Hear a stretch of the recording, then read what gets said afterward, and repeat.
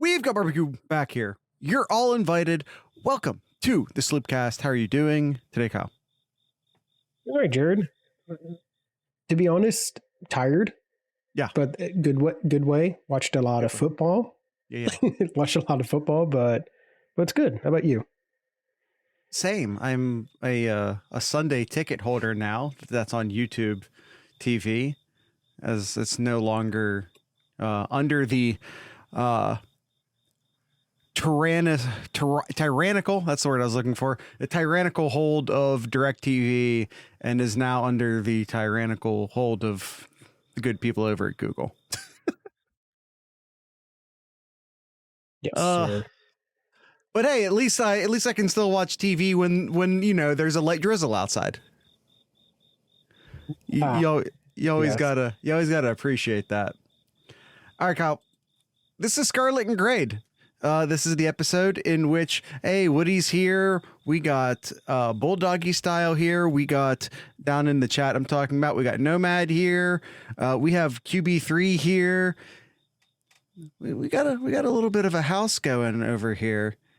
We do. Let's go and roll it right into it. So this is our Scarlet and Grade episode. But before we talk about the Ohio State Youngstown State game, I'll call you Coach Nomad when you change your handle to Coach Nomad. Yeah. Let's look at a few bullet points here from Ryan Day's post game. I'm going to take the bullet notes from our good friend Tony Gerdeman over at Buckeye Huddle here. So Ryan Day post game here asked about the offensive line. He said it's still a work in progress. Would he like to evaluate? Would he like to evaluate, Jared? No, not right now, he says. Would he like? Did Tony put evaluate in the chat? Or was that elaborate? Yeah, it's supposed to be elaborate. He put evaluate. Okay, I was about to say, did you typo that or did Tony typo that? I Control C and Control V.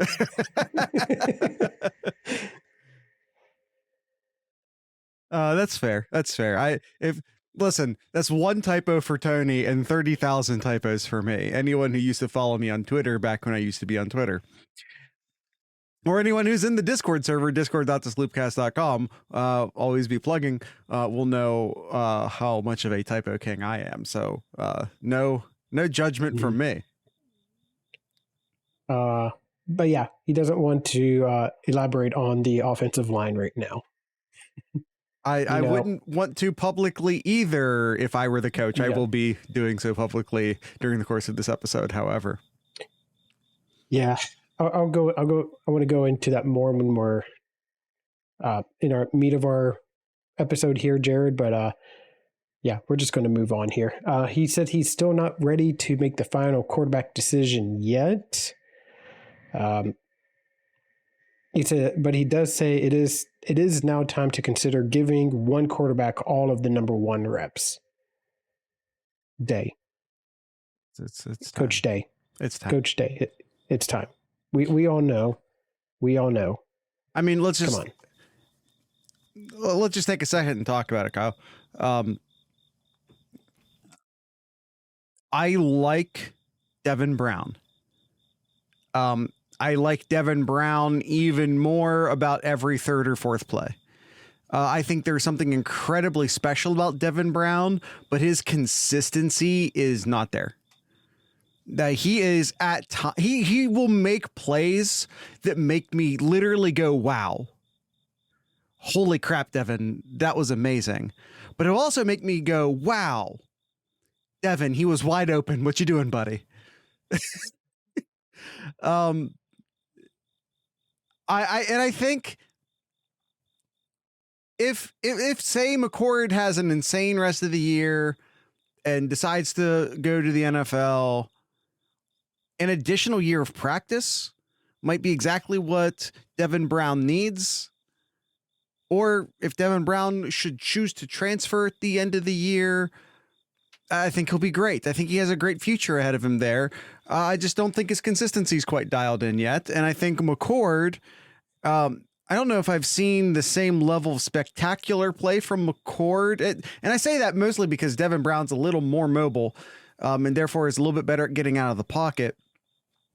But McCord is consistent and I think much less likely to make a wrong play, and is more willing to stand in the pocket and throw. I would say a knock on Devin Brown would be that Devin Brown's is not as athletic as Devin Brown thinks he is. He thinks he can get outside of the pocket and make a play a lot more often than he has proven that he actually can. Yeah, in the short or the small number of plays that we've seen with Devin Brown, I would agree with that. It's not as quick as he think he might be here. So I think from what we've seen so far in 2 games, I think at this point it's you got to make the decision this week here, Day, and just say that Kyle McCord is your quarterback. But he's going to get the first team snaps here, but Devin Brown will get some play time throughout the year. I think it's time to make that call internally. I don't think there's any need to make that call publicly before Notre Dame. You just don't got to show the cards to Notre Dame. I think in the week leading up to Notre Dame, you let Notre Dame think that Devin Brown's also going to get reps just so they have to prepare for him. And then you can just never play him after that. Of course. Yeah. So there's still gamemanship. So speaking of McCord here, he said that he likes how McCord came out of the gates playing well, got himself into a rhythm and showed that he can make some of those throws. And we saw it, when McCord is in that rhythm, he made some really good throws. But yeah, there's still some plays if you are being really nitpicky here. I think McCord at times definitely does get tunnel vision, doesn't see the whole field. We saw a few plays, like there's one definitely where he looked on one side and then streaking down on the other side was Fleming. He had 3 yards on his defender there, and if he just lobbed it over to the left side, Fleming could have made a good play there, but he has to get better. He's going to have to get better. Hopefully it just comes with time here. He's going to have to get better at his pre-snap reads. He's going to have to get better at his progressions. He's thrown it into double coverage when he didn't appear to look anywhere else at times. Yeah. But he started 2 games. This is young starter behavior. That's just what that is. It's something that gets better in time. And it's more important for him to get more snaps in here. Yeah. And I hope that in next week's game against Western Kentucky, he gets a lot more snaps here. All right. Some last things here that Coach Day talked about, I wanted to mention about before we grade last weekend's game. And that's the running back here. Day says he's not sure how he sees the running back situation going this year when you only have 60 plays. And yes, Ohio State only had 60 plays this last weekend, which is very uncharacteristic in the last how many years. He said there's not a lot of rushes to go around. They wanted to get him more touches. I believe that's Henderson he's talking about. Got to keep getting him the ball in space too. Ran downhill today. That was a good step. Yeah, and you look at the running backs here, Jared. Henderson 5 touches. Mine Williams 6 carries. Trainum 6 carries. There's just not a lot of plays to go around here, and it's a good and a bad thing to have here. You got all this talent. You got this very talented rushing room here, but just not enough snaps to go around to really get a running back in rhythm here, in my opinion. And they'd have more snaps if they here's the irony. Here's the irony. If they were running the ball better and getting more first downs, there'd be more snaps to run the ball more. The offensive line, we'll go back to the offensive line because I think that's the big question mark on the team right now, right? We'll go back to the offensive line. the Ohio State fan base, and I'm not going to defend Josh Simmons because he's struggling. Josh Simmons is struggling at left tackle. I'm not going to pretend otherwise. But the offensive line as a whole, as an entire unit, is not getting a push on running plays. They are not moving the other team off of the line. They simply are not doing it. And I think, again, Josh Simmons has in many ways become like the fan favorite scapegoat. And that happens every year. It seems like one or two players get designated fan favorite scapegoat. But why? Nomad asks. Why? I assume you mean that the line isn't getting a push. I think they're talent deficient. I think is a big part of it. If I'm being honest, like of 3 or 4 years of bad recruiting misses under Coach Stud really set back the offensive line. I don't know why they didn't do better in the transfer portal this year. I did like last year's recruiting class, but those guys are too young to be sticking in the lineup at this time. I like the offensive line recruiting class that they're building right now, but those kids are still in senior year of high school football. That's not this year. That's not this. So I do think that Coach Fry is turning around the recruiting aspect of it, but like, you can get a running back or a wide receiver and have them be immediate contributors, or a cornerback be an immediate contributor as a freshman. But offensive line, that's just somewhere in between tough and impossible, unless they're like an elite big body guy. And those guys just don't come along very often. There's not an Orlando Pace in every recruiting class. I mean, look at Cinemed. I mean, if you watched the Alabama-Texas game, Caden Proctor, who I believe was the best, if not one of the best offensive tackles in last year's recruiting class, started as a true freshman left tackle for Alabama and got smoked all night. He got absolutely smoked. Playing on the offensive line as a true freshman is a near impossible task. Because even like when, just like I said, even when it does happen, a lot of times, like Paris Johnson, for example, started as a freshman, but at guard before they moved him out to left tackle. You know what I mean? Like it's tough to turn around an offensive line from a talent deficient standpoint. Speaking of the offensive line, the G-men are garbage. Why is it always left tackle such a tough spot? Because it's the toughest.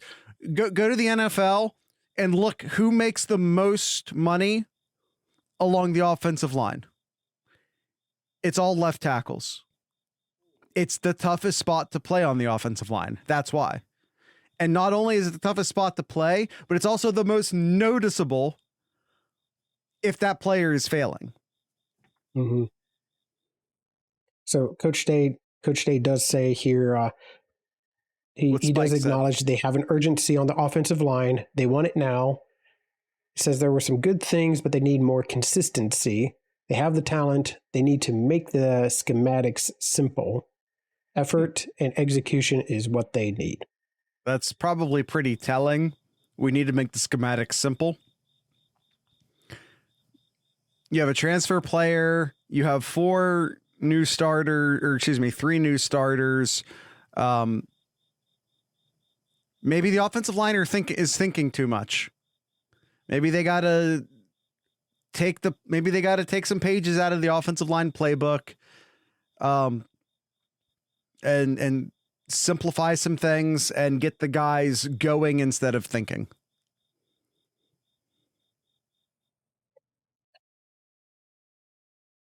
I personally don't think it's just the offensive line. I think it's both sides. I think both sides, offense and defensive side, are not getting push that they should. I agree. I agree with getting. that. The defensive, here's the difference being that the defensive line is not talent deficient. There's no excuse for that defensive line to not be able to push around Youngstown State last weekend. There was no excuse. Let me say this, that was for an FCS team. And when you can respond, Kyle, when I'm done talking, you can say, yeah, for an FCS team, and you'll be correct. Okay. You'll be correct. Okay. Noted. But for an FCS team, that was a bunch of 5th and 6th year guys. 4 of them had starts under their belt. They were all over 300 pounds. Like, that was an abnormal offensive line for an FCS school. That being said, it was still an FCS school offensive line. Yes. But if you listen to Know Your Enemy on Thursday, we told you that was a pretty good FCS offensive line. That was a pretty good offensive line. Now, everyone say this with me. For the FCS. For the FCS. It's still an it's a good offensive line for the FCS. It's still an FCS offensive line, however. Yeah, not enough leverage. I feel that. I think both sides, they're not getting low enough to get that push that they need to. I mean, you got a week and a half now to 2 weeks to, well, less than 2 weeks now to get it all straightened out here, because Notre Dame showed some weakness last weekend, and we'll cover that in the Collegiate Chaos episode. But I don't feel comfortable as a Buckeye fan going over to Notre Dame here. No, I'm not either. All right, let's go ahead and jump into our Scarlet and Grade, where Ohio State beat Youngstown State 35-7, and of those 35 points, Jared, only 7 in the second half for Ohio State. Yeah, I don't. I'm going to say this again. I said this last week. I'm going to say this again. One, the offensive lines. It's hard to score points even against an FCS school when your offensive line is playing poorly. So number one, that's the issue. Number two,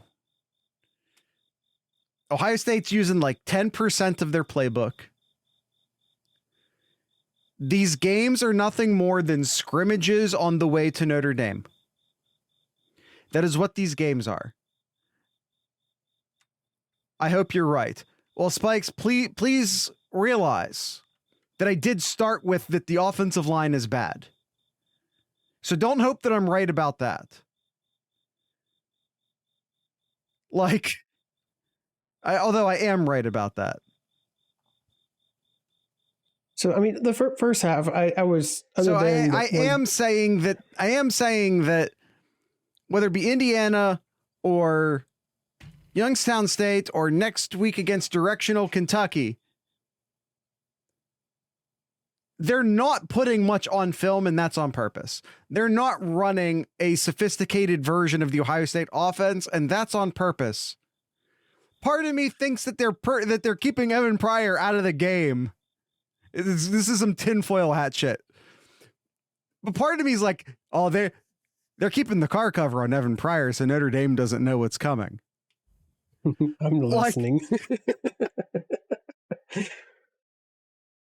And is that real? I don't know. But that's what because there's all this hype around Evan Pryor, and I don't know if he's even gotten a snap at this point. I haven't seen him on the field yet. If he's gotten a snap, it's been on special teams. But yeah, I posted some stats there. So in the first half, Ohio State had 339 yards in the first half and 143 in the second half. There was definitely some miscues.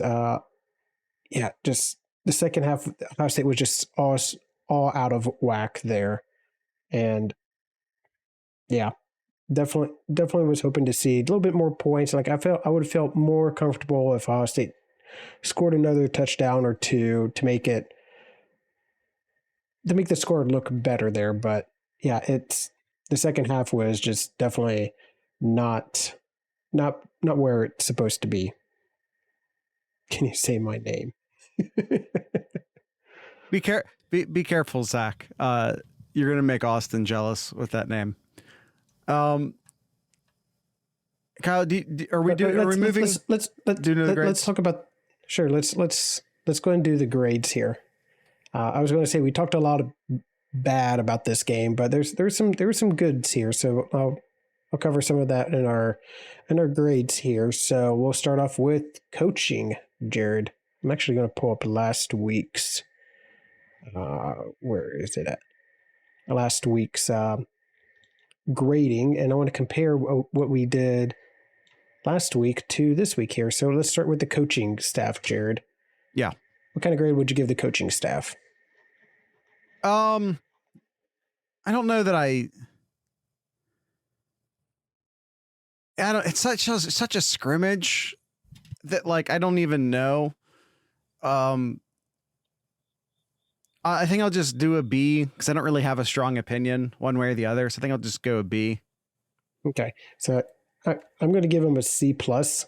I'll give him a C plus. It's better than last week, but still not what it should be. So last week, Jared, you gave Ohio State an A against Indiana.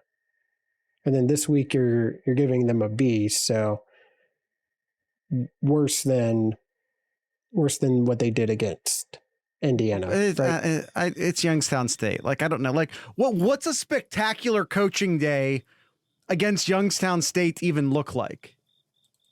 You know what I mean? How do you have a spectacular coaching day against Youngstown State? What does that even look like? Yeah, Chet here has C and C minus here. So, all right, quarterback here. Last week, I gave a C. You gave a B. There was no spread, Bulldoggy. The game wasn't on the board.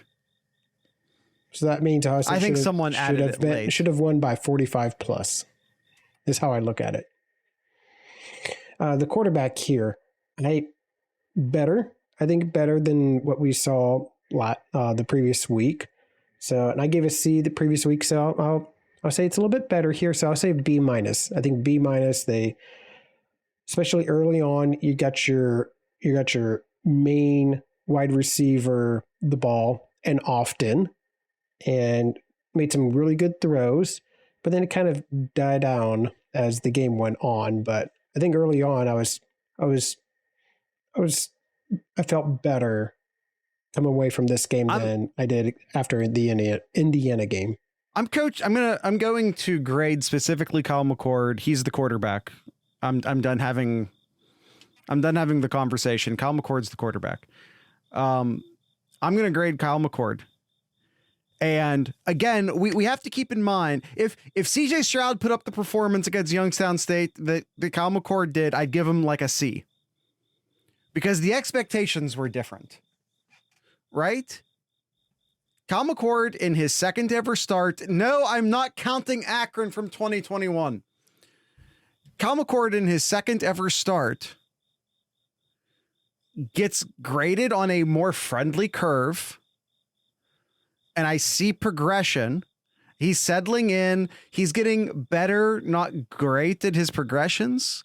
But for a second start, he's getting pretty okay at his progressions. He's still tunnel visioned at times. We talked about this already earlier in the show. He believe it or not, after 2 starts, he's not perfect yet. Yeah. But for a guy with 2 starts, I think he's on his way to looking pretty good.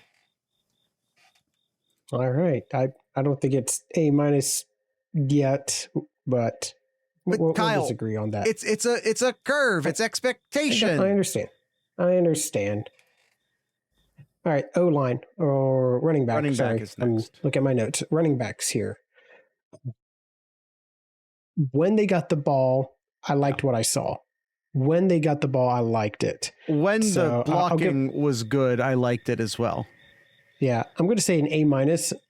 for the running back. I was, again, with the limited carries that they got, I was very, very happy to see Trevion and the way he was running. He was running with a purpose. I'd like watching Chip on a lead block out of the power eye too. And the hold call they got on him was crap. Yes. By the way, I think we're officially adopting Chip, Chop, and Chisel. Ooh, I like Chisel. I like that. I think we're going Chip, Chop, and Chisel. All right. So, all right. Jared and I give A- for the running back. Any other comments, Jared? Just that I wish the O-line was blocking for the running backs better, but I think that takes us into our next one. Yep, O-line. Not Chisholm, Chisel. Yeah. So last week you and I gave D's for the O-line. I think they did a little bit better, so I'll give them a D+. I would say D+ because of my expectation from this offensive line, and they should be dominant, and they weren't. So D+. Again, we're grading based off of a curve.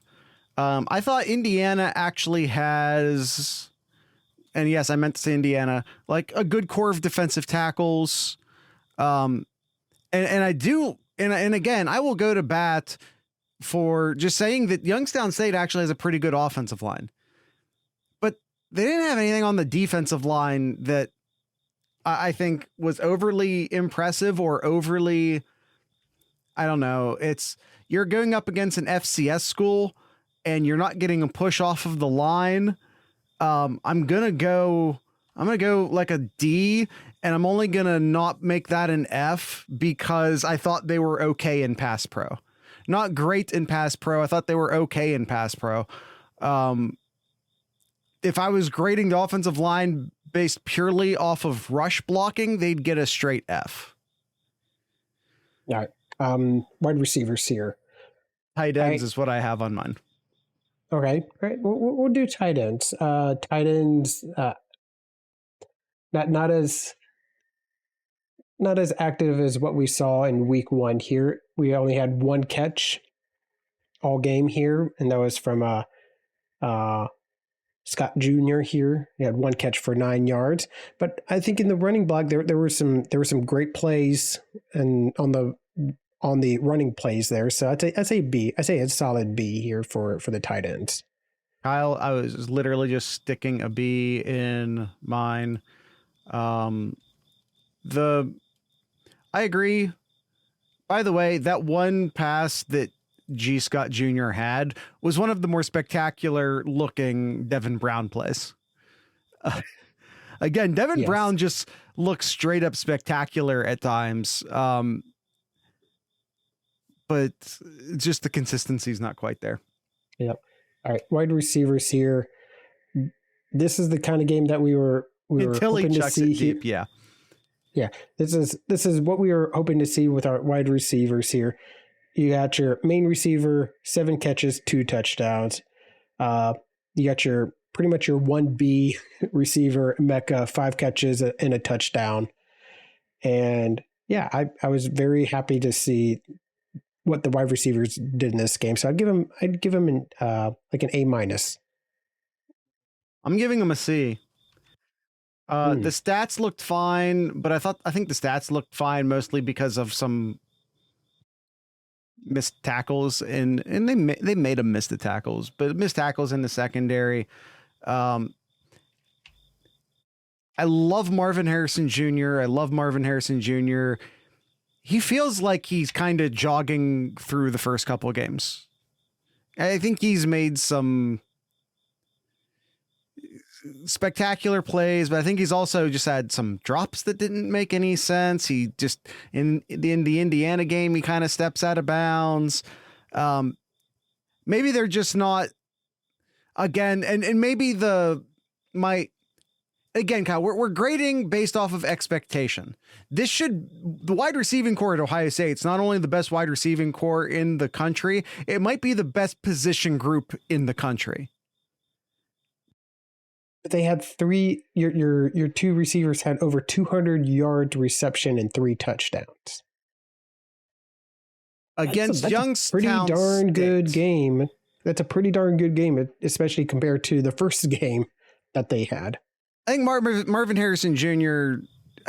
Again, it's based off of expectation, and the stats don't matter to me, honestly. Especially against Youngstown State, the stats don't really matter.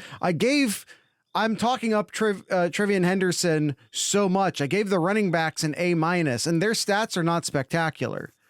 I am judging based off of the performance I'm seeing with my eyeballs, not Marvin Harrison Jr. being left alone for a 71-yard touchdown that he and a touchdown for Emeka Ibuka, in which he did break a tackle, acknowledged, and he looked great breaking that tackle, acknowledged, but he literally walks into the end zone on a long touchdown. What we saw out of the wide receivers were some long, spectacular plays, but also like some drive killing drops and some just kind of sloppy, lazy play at times. It's more of they're spectacular, but they're not consistent right now. And the lackluster performance by the wide receivers, I am going to chalk that up to the using 10% of the playbook and not showing anything off to Notre Dame in part. I think there might be a little bit of a motivation issue as far as waiting for Notre Dame as well. Fair enough. All right. Defensive ends, Jared. Moving on to the defensive side here. Earl, you got defensive line as a whole. Well, this will make it I easy can put for me. I can put a slash in there if you want to.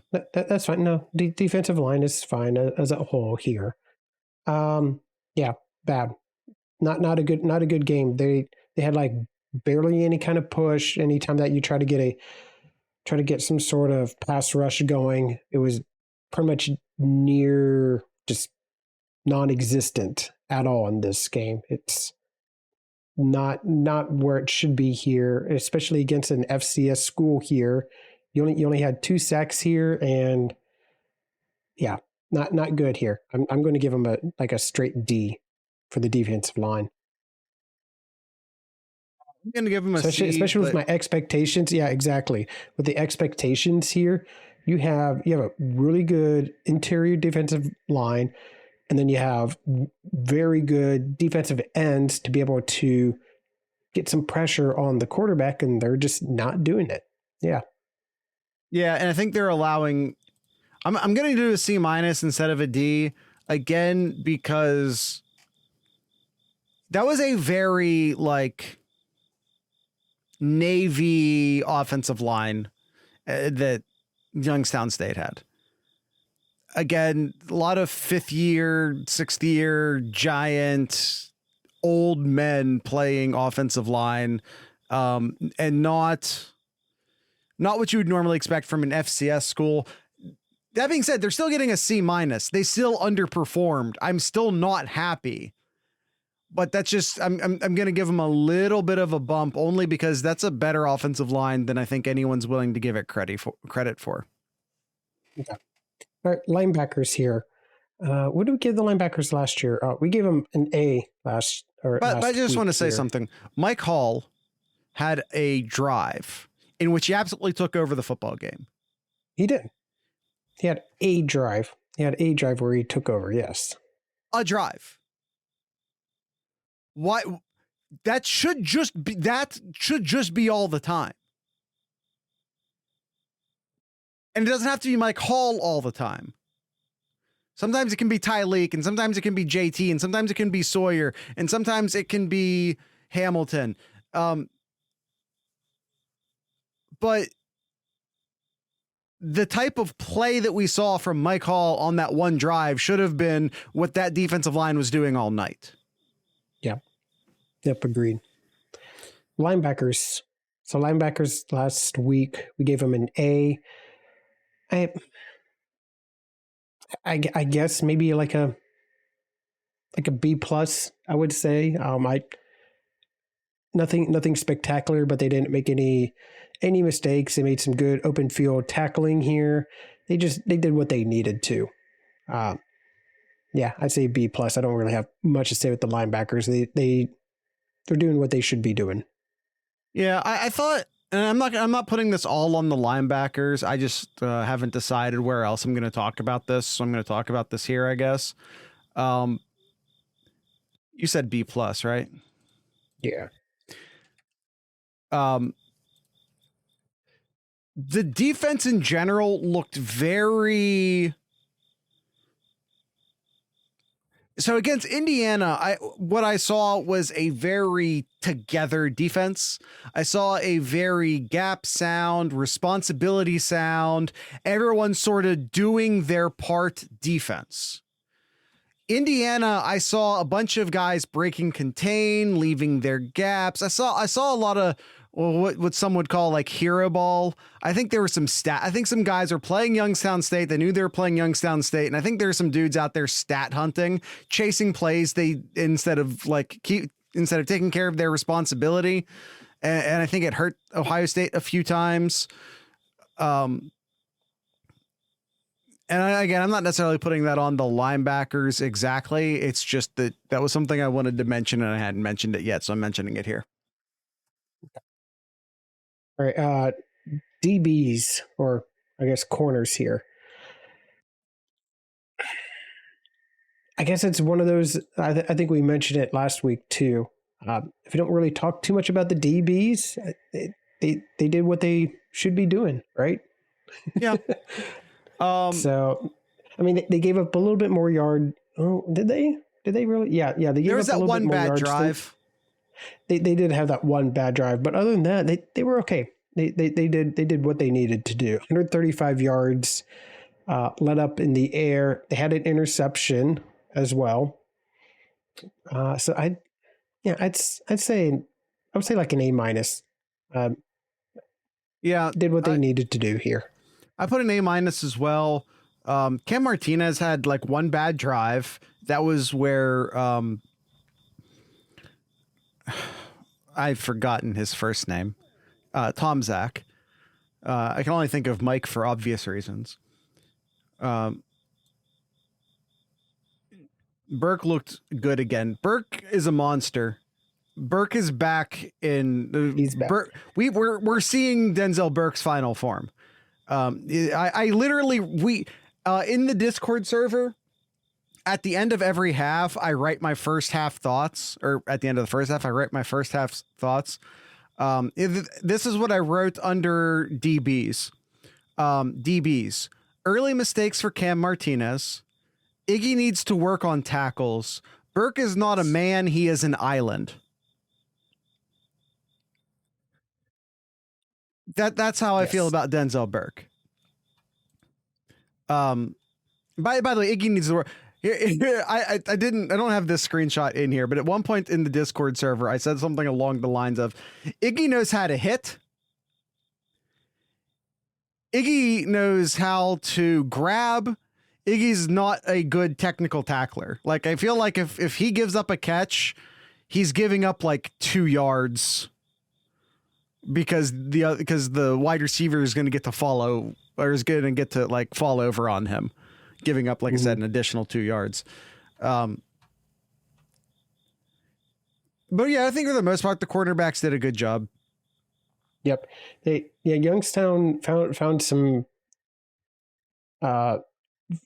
things going positive for them against Iggy for a couple of drives there, which is what you mentioned about him needing to work on tackles.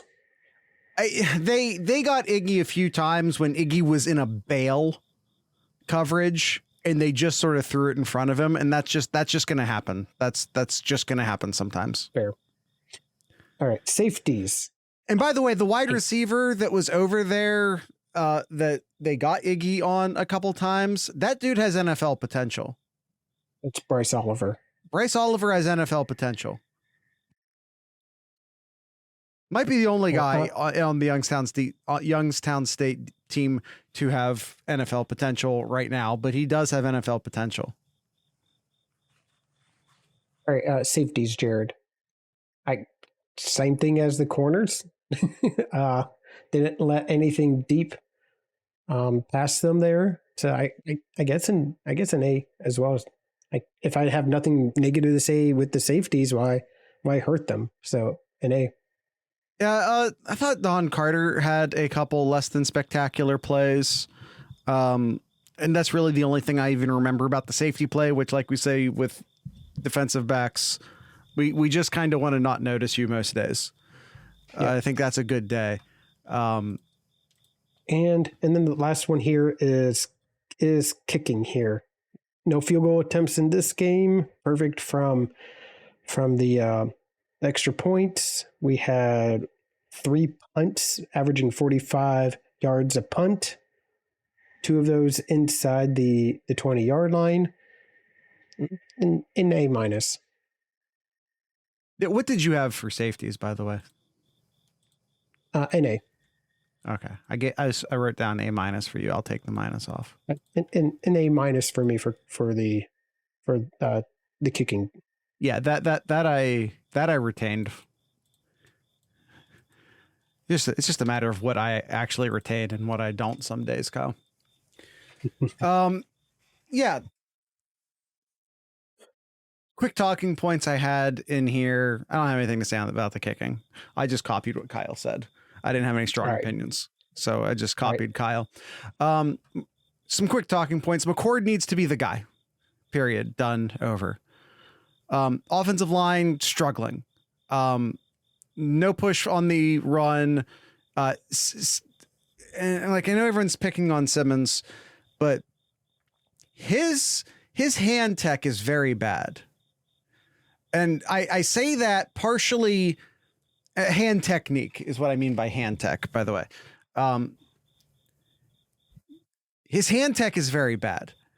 And I say that not to pick on him, but to say that that's very fixable. I think if they simplify the playbook, which is something Ryan Day said, and I think if they can shore up his hand tech, I think he can, get moving in a positive direction. One of the things I notice is that he punches when he is run blocking, which is something that when I say punch, it's an open hand shove, but it's what they call it. And it's something you do a lot when you're pass blocking is punch, you shove. But that's not something you do when you're run blocking. I noticed that he's still things they got to work on, right? He's got some bad hand tech. If we get a good play on his side, it's usually coming back for holding. That's not fair. Sometimes it's hands to the face. Sometimes you need to engage and drive on the run. No, not sometimes. Literally all the time. Remember, I was told this 1,000 times growing up. You're allowed to hold as long as you're holding inside. You grab the chest plate of the shoulder pads, you grab onto that, and you just push. You just go. And I get that that's an oversimplification, but if you're doing like a man-man block, if you're doing man-on-man blocking, if you're going big-on-big blocking, then sometimes it actually is that simple. And you just engage and you move them.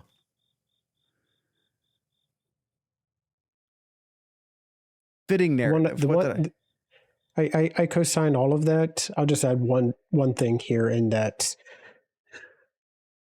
Yeah, Spike, you didn't say sometimes. I don't know why I added that. Apologize. Rushing team here, but Trevion needs to get the ball more. I think that's just one more thing that I wanted to add there, and that'll come if Ohio State's able to figure out how to actually get first downs on 3rd and shorts. Run blocking, shoving people. That's how. All right. Quickly here, Jared. Buckeye leaves. Who you got? Who you giving your offense? Who you giving your Buckeye leaf on the offense? Buckeye leaf on the offense. I'm gonna give. It's maybe too easy to do it, but I'm gonna give it to McCord. He's making good progress. I think there was a decent amount of improvement from week 1 to week 2. And before someone says it, no, not because Youngstown State. Indiana's secondary isn't anything spectacular. And what I'm grading him on, what I'm appreciating him for, is watching him move through his progressions more and for not throwing into double coverage as much. He still needs to work on his pre-snap reads, and he still needs to yada, yada, yada. He's young. Okay. And there's still some young person stuff to work through. I'm giving mine to Marvin Harrison Jr. This is the type of game that we expected, and he did it. So who in the chat here? I see one for Chip here. You're the fullback. Give him a Buckeye leaf just to make up for that BS holding call. By the way, the refs were terrible. I don't like complaining about refs. It's bottom barrel commentary, but holy crap, were the refs just...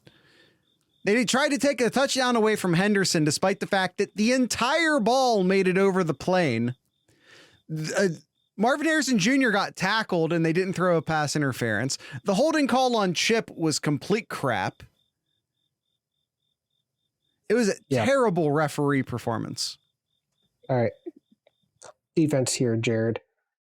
I'm gonna give mine to Tommy Pickles here. Tommy Pickles Eichenberg, 6 tackles, had a sack in the game, also a forced fumble here as well. Give mine to the Pickles. I'm going Denzel Burke pretty easily. It's they had Youngstown State had like 2 good drives. One of the drives they get in for a touchdown. That sucks. The second drive they were driving, and then their quarterback, who's a decent quarterback, again, 5th year senior, old guy. They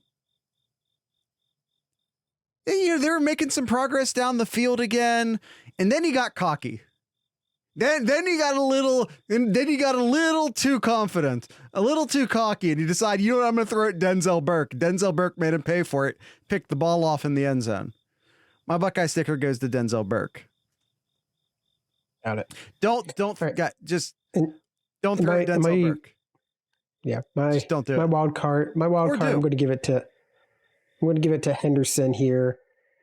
Averaged over 11 yards a carry, has a pair of touchdowns, and caught a pair of passes as well too. So I'll give mine to Mr.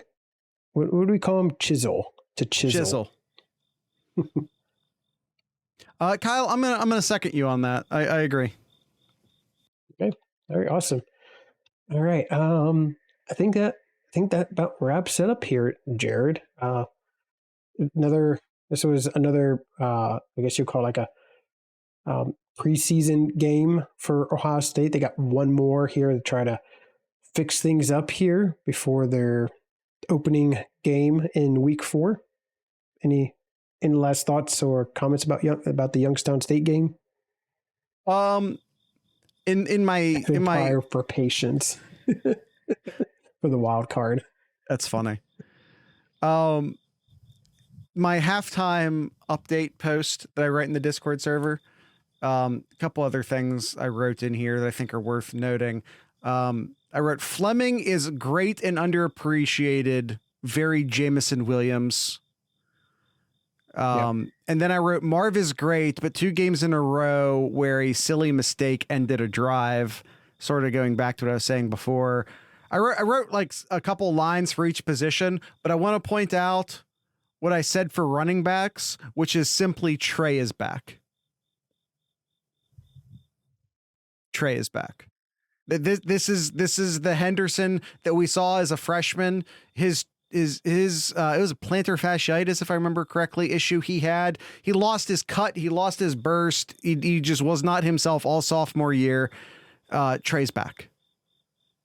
I don't care what the stats say. I don't care what the offensive line isn't giving him. Trey's back. Jared, I think that about wraps it up here. All right, that's the end of the show, Kyle. We're running long, so I'm just going to straight go to Kyle's corner. Do you have anything in Kyle's corner? I wish the speediest of recoveries for J.K. Dobbins. He tears his Achilles out for the season. Just another another painful injury for JK. He just cannot get over that injury bug here, and just wish him the best. Mamas, don't let your kids grow up to be running backs. Which rule is that? That's one of the rules. In early favorites here, Jared State favored 27.5 to Western Kentucky. Sorry, what was it? 27.5. Interesting. One of the teens you believe. Yeah, it's one of the later ones. I would guess like 14 or 15, something like that. Mm-hmm. All right, and that's it, Jared. Yeah. One more note. This is from Austin, one of our mods in the Discord server. He wrote this at 12:09, 9 minutes after the advertised kickoff in the Discord server. There's been 3 commercials so far in this game. We're a minute 30 in. It's getting egregious. And they took snaps away from the game to do this. This is why they changed the clock rules. It wasn't to shorten the games. The games are ending at the same time. Mm-hmm. They did it to add commercials.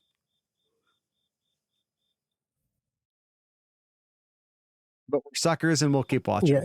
I don't think anything can be done this year, but hopefully they relook at this in the offseason and fuck no, make adjustments. The TV contract lasts till 2030, Kyle. All that stuff is written by very fancy lawyers with very iron plate language. We're screwed. All right. Zach just goes, yep. Yep. All right. That's the end of today's show. Tonight's ending music was brought to you by Parade Rainer. They're a punk band out of the Columbus area. Once again, their name is Parade Rainer. So with all that being said, I'd like to encourage everyone to drink local beer, listen to local music, and lost it, Kyle. Lost it. I'd like to encourage everyone to drink local beer, listen to local music, and of course, support your local podcasters. Once again, this is Parade Rainer.